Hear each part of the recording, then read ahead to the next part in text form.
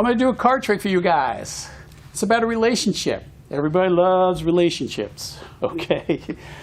But I want you to bear with me because I'm trying to do more corporate work, so I'm trying to do a little bit cleaner act with this. So bear with me. Here it goes.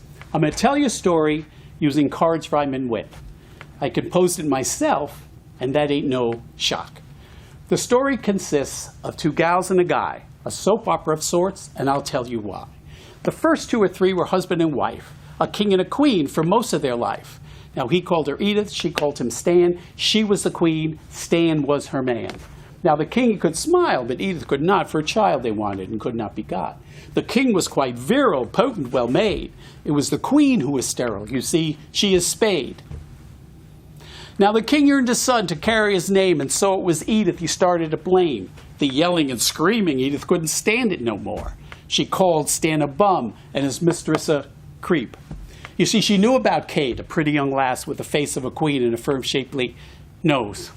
It was Kate that Stan lusted, but still loved his queen, so a threesome they became with the king in between. The Kingston trio they came to be known, but a king with two queens would be rocking the throne. You see, love and greed don't mix well with fate.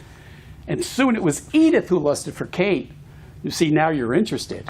Well, two queens in love soon sent Stan away, but he would return, he wanted to play. Well, they refused him quick, and they sent him back outside the walls, and should he return, they would cut off his bald head. Well, the king was persistent. He wanted to stay, and so he returned when Kate was away. A battle broke out. Edith screamed, yelled, and hissed, not to mention the king. Oh boy, was he pretty upset. But Kate would return, much to Edith's delight, but what of King Stan? We'll know her in sight. So we're left with two queens, quite happy, rather gay, but not so the king. He'd not had his way.